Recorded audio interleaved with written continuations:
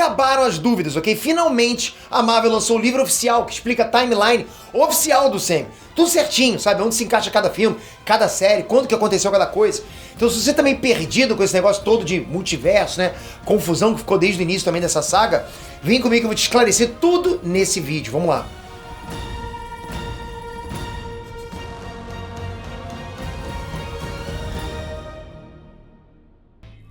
Inestrantes, Peter aqui.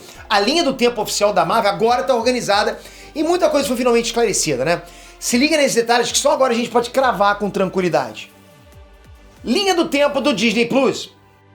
Bom, antes do livro oficial ser lançado, a coisa mais próxima que a gente tinha ali de uma linha do tempo oficial era a timeline do Disney Plus, que o streaming inclusive usa para organizar tudo da Marvel quando você acessa a plataforma. Muita gente duvidava que essa timeline estivesse certa, mas não é que estava totalmente correta, sabe? Aquela ordem dos filmes, de tudo que você tem que assistir.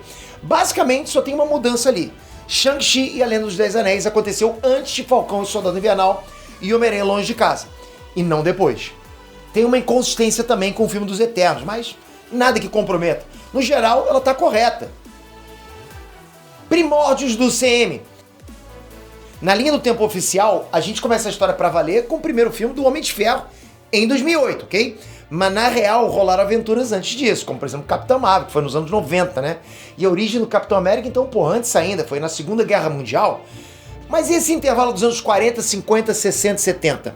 Segundo o livro, pouca coisa aconteceu porque a Terra ainda não era um planeta importante em escala galáctica, né? Universal. Então rolou pouca intervenção cósmica, para usar as palavras exatas. Eles usaram essas palavras. E o que eles querem dizer com isso? Provavelmente a gente vai descobrir em algum momento. Homem de Ferro 3. Lembra daquela polêmica antiga que girava em torno do Homem de Ferro 3 ser um filme de Natal ou não? Pois é. Várias coisas relacionadas a datas complicam esse filme, que às vezes até parece que acontece em 2012, às vezes 2013, dependendo de quem você pergunta. Mas agora tem a resposta oficial. Homem de Ferro 3 rola próximo do Natal de 2013. Não só matando a dúvida, como também deixando claro que sim. Assim como Duro de Matar, Homem de Ferro 3 é um filme de Natal. Homem-Aranha. Uma das maiores polêmicas envolvendo linhas do tempo da Marvel rola no primeiro filme do Homem-Aranha. Ele acontece logo em seguida da Guerra Civil, mas em determinado momento um letreiro mostra que ele aconteceu 8 anos depois da Batalha de Nova York no primeiro filme dos Vingadores. E essas datas simplesmente não batem. Tipo, como assim, né? O livro oficial resolveu isso de um jeito muito interessante. A Senhora Minutos, da série do Loki, aparece mostrando que sim, aquilo é um erro. O filme rola logo depois da Guerra Civil mesmo. A TVA tá de olho nesses erros do estúdio, ok? Thor! Quando os Vingadores racharam, né, com a Guerra Civil, todo mundo acreditava que o Thor não estava na Terra até a Guerra Infinita. Isso causou um conflito com um trecho de Thor, Amor e Trovão, que mostra o Thor na Terra no final do relacionamento dele com a Jane Foster. Afinal, ele estava por aqui ou não? Segundo o timeline oficial, sim, o Thor teve entre idas e vindas aí na Terra nesse período, e esse foi um dos motivos do namoro com a Jane Foster não ter dado certo. Mas ele estava por aqui quase sempre, ou de vez em quando pelo menos. Mas não é o suficiente para fazer essa história de amor dar certo, concorda? Pô, você quer ter um relacionamento, tem que ficar. Triste demais, né? Mulher Hulk. Bom, as séries da Marvel são um pouquinho difíceis de encaixar, né? Mas o livro oficial também ajuda com isso, ainda bem. Bom, um bom exemplo é Mulher Hulk, que passa com treinamento com o Professor Hulk no desenvolvimento dos poderes. Só que nunca ficou muito claro em que momento isso aconteceu. Ninguém sabe, né? Agora a gente sabe que a série da Mulher Hulk se passa no início de 2025 e que ela ficou treinando por cerca de 1 ano para poder fazer tudo que ela precisava. Universo. Com a chegada do multiverso, ficou a dúvida. Como identificar o universo principal dentro do CM? Como é que a gente identifica isso? Será que ele é basicamente o mesmo dos quadrinhos? Ou vai ser alguma coisa separada, sabe, coexistindo, existindo junto? Resposta é sim. A timeline oficial crava que o universo onde rolou a batalha contra o Thanos e tudo mais é a famosa Terra 616, da mesma forma que é nas HQs.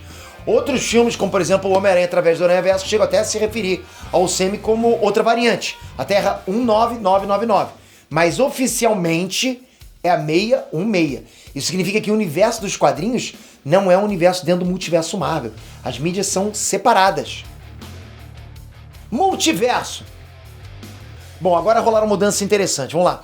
Primeiro de tudo, sim, todos os filmes e séries da Marvel são canônicas. Aconteceram mesmo. Só que em outros universos. Acho que vocês já esperavam por isso. Já tinha ficado claro com a série do Loki e depois principalmente com o Doutor Estranho no Multiverso da Loucura e Homem-Aranha Sem Volta pra Casa. Mas o livro oficial vem pra confirmar essa informação, confirma dérrima. A única coisa estranha agora é o caso de Agentes da S.H.I.E.L.D. Por quê? Porque o livro também confirma a morte do agente Phil Coulson, né? O que invalidaria totalmente a série. Mas e se em algum universo o Coulson não morreu? Aí os eventos seguem normalmente. Por muito tempo essa foi a única série no cânone da Marvel, mas a verdade é que agora ela é e não é ao mesmo tempo. É cânone e não é. Feiticeira Escarlate. E por último, o livro esclarece uma coisa muito importante da saga do multiverso, que muita gente até agora não tinha entendido, não tinha deixado claro, não estava claro. Em Doutor Estranho no Multiverso da Loucura, o Monte Mundagório, ele é implodido em cima da Wanda Maximoff e, teoricamente, ela morreu. Percebe que a gente não sabia, será que ela morreu? Não, a gente viu ela morrendo ali. Teoricamente, muita gente acha que ela ainda está viva, mas não. Segundo o livro oficial da Marvel, a Feiticeira Escarlate realmente morreu ali e não deve voltar ao UCM. Nem mesmo quando os X-Men finalmente foram introduzidos, não tem mais isso, ok? Acabou, morreu morrido. Foi o final da linha para uma das pessoas mais apelonas, mais casca-grossa de todo o CM. Não tinha para aquela mulher, não dava. Agora sim, com tudo esclarecido, eu quero saber a sua opinião sobre essas informações quentes que saíram nesse livro. Você achava que seria assim mesmo? Tem alguma coisa que você não curtiu aqui? Comenta aqui nos comentários e, se puder, manda um votinho pra gente no IBEST também. Sempre deixei aqui embaixo. Se você ainda não votou, você vai ajudar demais. Tá chegando no finalzinho, tá quase acabando. Se você não votou, vai perder a chance de votar e de ajudar a gente nesse trabalho que a gente faz tanto tempo aqui pra vocês. Obrigado de coração. Toca aqui agora, se inscreve no canal, ativa o sininho. Galera, eu sempre falo isso. Você fala, porra, tem uma coisa chata sempre pedido, mas eu peço, porque um canal do YouTube precisa disso. É o motor que gira o canal do YouTube. São os novos inscritos, porque outros vão passando e vão indo embora, pra sempre, né? Então eu preciso de vocês aqui no canal. Tamo junto sempre. Valeu, galera. Fui!